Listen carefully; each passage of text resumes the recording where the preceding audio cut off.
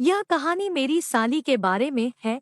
अब आपका ज्यादा समय न लेते हुए मैं अपनी कहानी को शुरू करने जा रही हूँ। कहानी में कहीं कोई कमी रह जाए तो मुझे माफ करें। 10 साल पहले जब मेरी शादी हुई थी तब मेरी साली हनीप्रीत बंगलौर में पढ़ रही थी। पढ़ाई पूरी होने के बाद उसको बंगलौर में ही नौकरी मिल गई। लगभग 6 साल पहले उसकी शादी दिल्ली में रहने वाले एक युवक से हुई तो वह बंगलौर से दिल्ली आ गई। शादी के 2-3 महीने बाद ही गुड़गांव में उसने कोई कंपनी ज्वाइन कर ली और दिल्ली से डेली अप डाउन करती रही।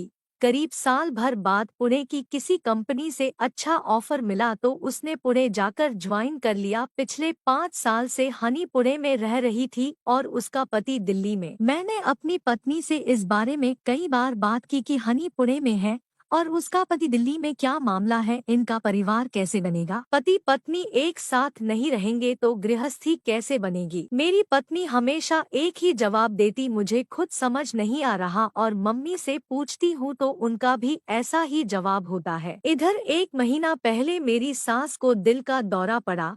ईश्वर की कृपा से उनकी जान बच गई लेकिन बाईपास सर्जरी करानी पड़ी और 20 दिन तक अस्पताल में रही। मां की हालत की खबर सुनकर हनीप्रीत व उसका पति दोनों लोग एकदम से उनका हालचाल जानने के लिए आ पहुंचे। हनीप्रीत का पति तो दूसरे दिन लौट गया लेकिन हनी रुक गई। जिस अस्पताल में ऑपरेशन हुआ वो मेरे घर से बहुत करीब था और मेरी ससुराल से काफी दूर। व्यवस्था इस प्रकार से बनी कि रात को हनी अस्पताल में रुकती, सुबह 9 बजे मैं अपनी पत्नी को अस्पताल ले जाता और हनी को अपने घर ड्रॉप करके अपने ऑफिस चला जाता। हनी नहा धोकर हमारे घर पर आराम करती। शाम को 6 बजे मैं ऑफिस से लौटता और अपने घर से हनी को लेकर अस्पताल जाता व अपनी पत्नी को वापस ले आता। जब से मेरी शादी हुई थी हनी के साथ मेरा रिश्ता नमस्ते नमस्ते से अधिक नहीं था। हालांकि जब से शादी हुई थी हनी पर हाथ साफ करने की तमन्ना तो थी जो समय के साथ साथ ठंडी हो गई थी। पिछले 5-6 दिन से हनी रोज मेरी बाइक पर बैठकर मेरे घर तक आती जाती थी। इस दौरान ब्रेक लगाते समय उसकी उभार मेरी पीठ से टकरा कर मेरी तमन्ना फिर से जगा रही थी। उस दिन अपनी पत्नी को अस्पताल छोड़कर मैं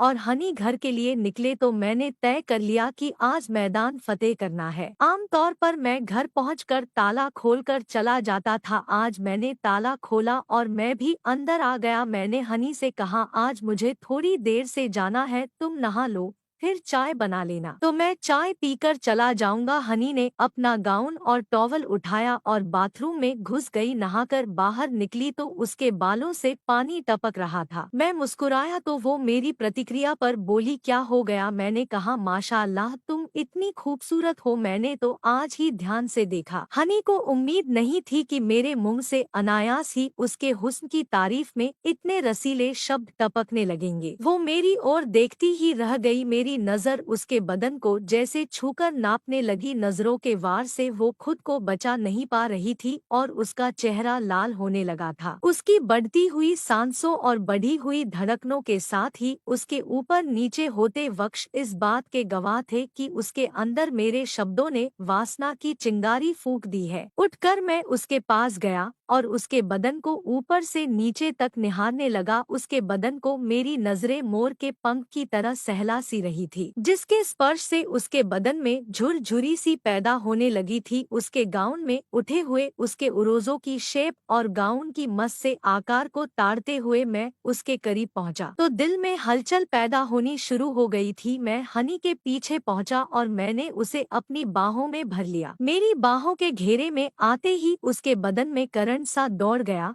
और उसके गर्म से जिस्म की छुअन ने मेरे अंदर एक उन्माद सा पैदा कर दिया। वो आगे होते हुए अलग हो गई मगर अब तो आग लग चुकी थी। अब मैं रुकने वाला नहीं था। मैंने उसको दोबारा से अपनी बाहों में जकड़ लिया। वो बोली, ये कहीं गलत तो नहीं है। मैंने कहा, इतना नहीं सोचते, सिर्फ ऐसे पलों का आनंद उठाते हैं।